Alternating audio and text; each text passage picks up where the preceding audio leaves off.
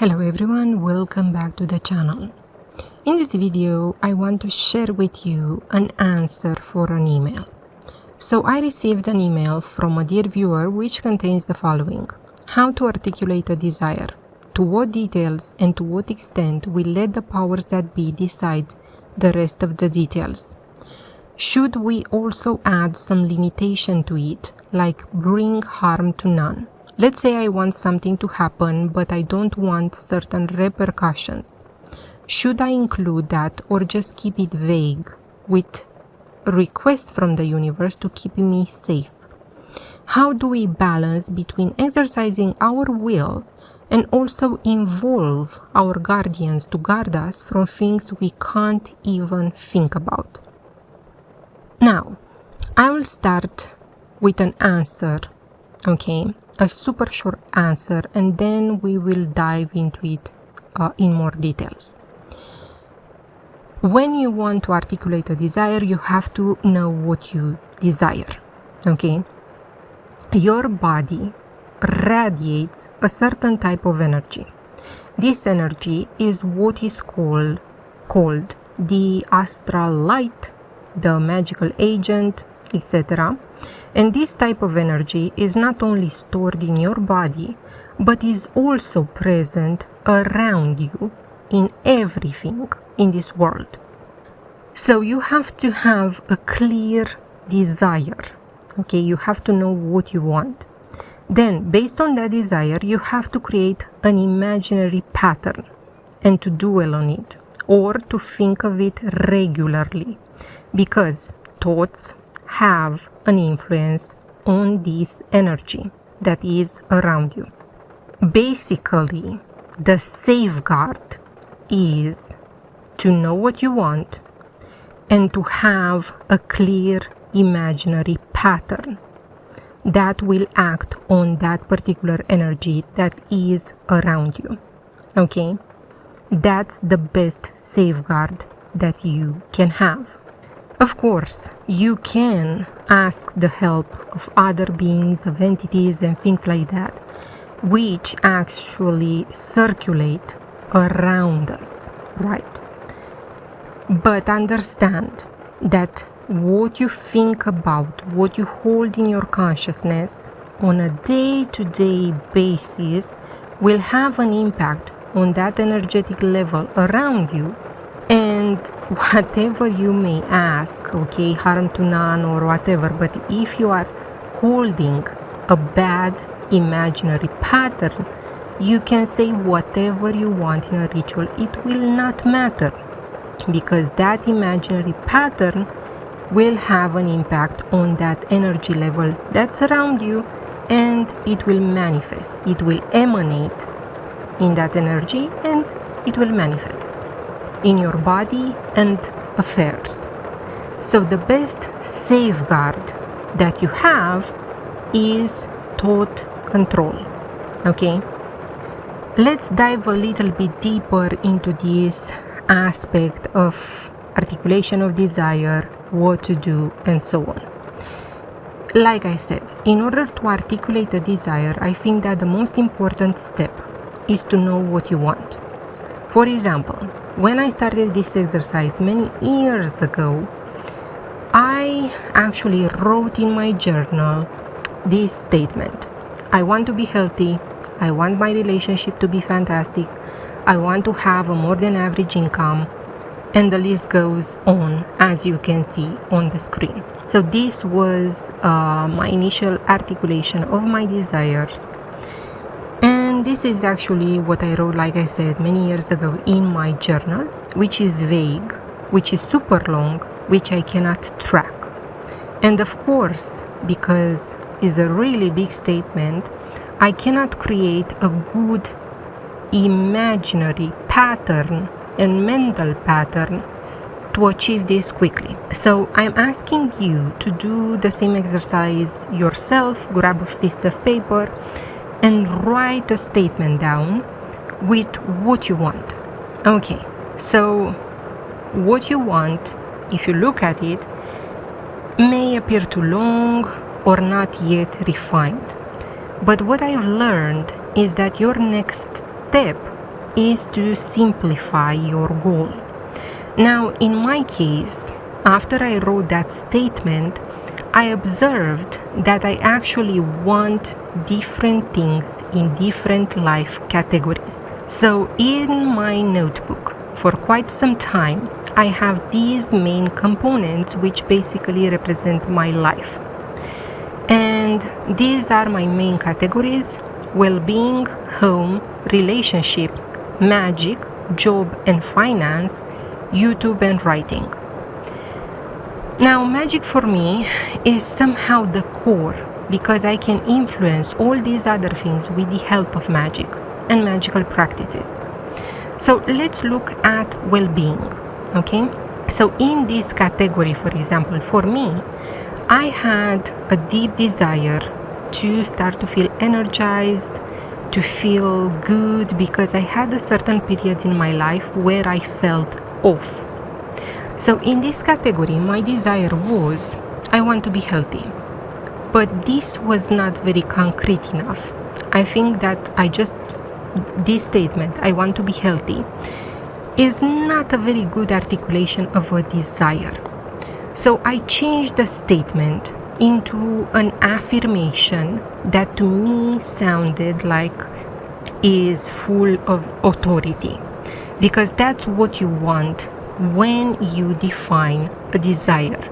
You want it to sound imperative and powerful. So I changed this phrase, I want to be healthy, into this affirmation. So this affirmation sounded like this: I will commit all my effort and power to become full of energy, vitality, to feel and look really good. And for this, I make it my obligation and my business to use every tool, supplement, good food that I have at my disposal to accomplish my will. And I ask those beings whose wisdom is greater than my own to push me and inspire me to stick to my goal. This is a good affirmation that you can use, for example, and you can change it for whatever you need.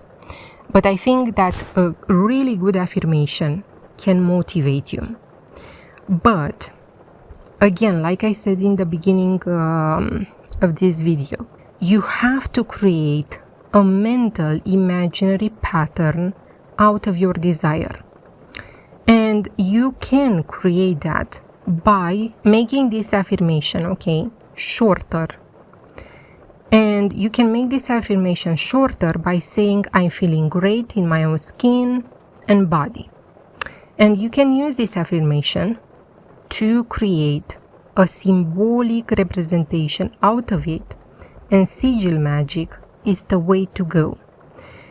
Because you want a symbol that represents your desire that you can impress your subconscious with by means of imagination. So, if you look online, the rules of sigil magic, you can apply them to this affirmation. Like I said, I'm feeling great in my own skin and body. So based on this short affirmation, which is the essence of your desire, you create that symbol, right? If you are not good at visualization, you can just look at that sigil throughout the day very often. But my way of doing things is to have that symbolic representation on which I look throughout the day very often, but also I do visualization. For several minutes a day, throughout the day, I imagine, for example, my devil self looking good, feeling extraordinary, laughing, enjoying life. And then at the end of my visualization, I enter into this double self, embodying it. So by imagining it over and over and over again, you are creating a mental pattern for yourself, which will act on that energetic substance that's around you. And whatever you hold in consciousness is meant to manifest in your body and affairs, okay, in one way or another. Now let's talk a little bit about handling unwanted repercussions. When you articulate a desire, right, you may worry about unforeseen forces or unforeseen negative consequences. And yes, you can address these by including in your ritual, in your meditation, statements like, while keeping me, my family, and all those involved safe and protected for unforeseen harm. But I also think that it actually depends on the situation. Let me give you a specific example for this, which is more complicated. Years ago, I bought a property, and this was an old house which you could not renovate because it was way too old and it was falling apart.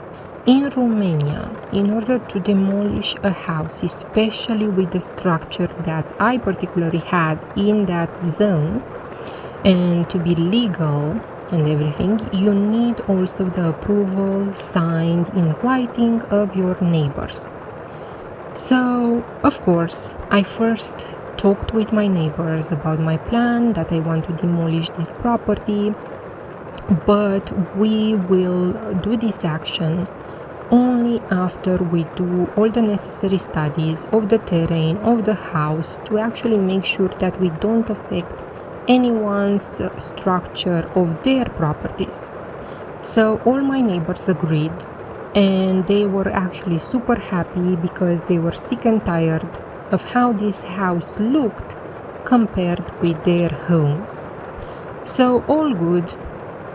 We hired certain companies in order to do the specific studies that were necessary for the foundation, for everything basically that was required in order to ensure that everything is okay, is legal, and that we will use the best approach in order to tear down this building.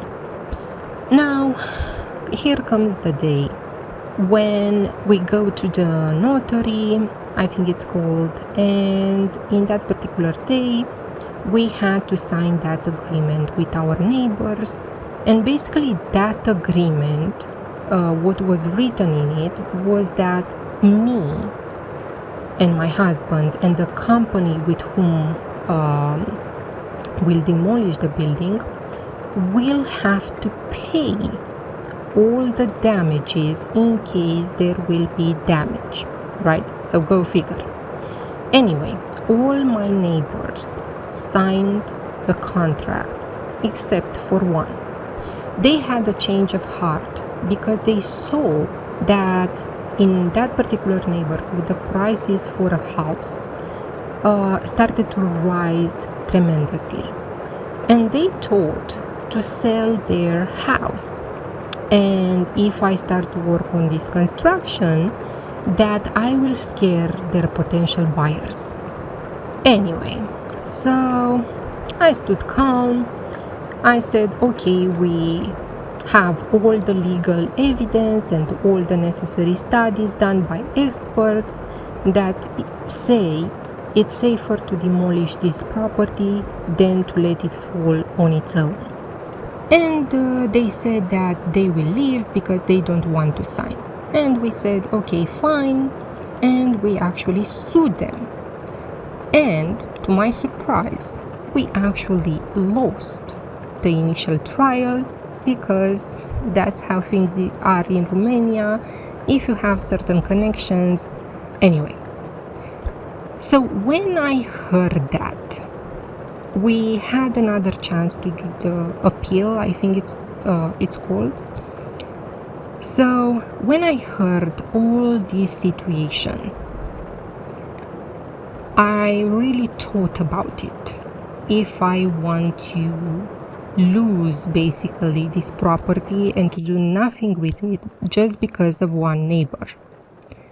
And I decided that in this specific case, I decided that I was correct because I spoke with everyone, I did the necessary studies on everyone with my own money, and I decided that yes, for this specific case, I want to go ballistic mode on these people and to win this actual case because I am right. And their reasoning was basically they just did not want to scare their potential customers. Until this very day, they were not able to sell that property. Anyway, so I formulated my desire, went ballistic in terms of rituals and everything like that, and we won the appeal. The only safeguard that I added in these particulars, visualization rituals and so on, was to keep everyone involved healthy. But for the rest, I did not care. So we won the appeal. These guys had to pay us a lot of money. It was bad for the other party. But here's the thing. I believe that in certain situations, some people actually need a slap from life to understand certain life lessons. Because now we are in okay terms with these neighbors because they understood their mistake. Like I said, safeguards is thought control. If you have good control over what you entertain in your mind and imagination, I think that's the best safeguard. The law is whatever you hold in your consciousness, it will manifest in your affairs. So in my case, for example, for these guys, I did not want them to have, a hard life or things like that. No. The only thing that I imagined with all the rage in the world is that I wanted to win that appeal and to demolish that house, basically. And also, what I wanted was to gain all the money from the studies that I did on their property that were my own money, okay? Because we did not ask anyone to pay for these studies. So yeah, I think if you don't purposely imagine bad things, you cannot have unwanted outcomes. That's my opinion. Anyway, so this is all for today.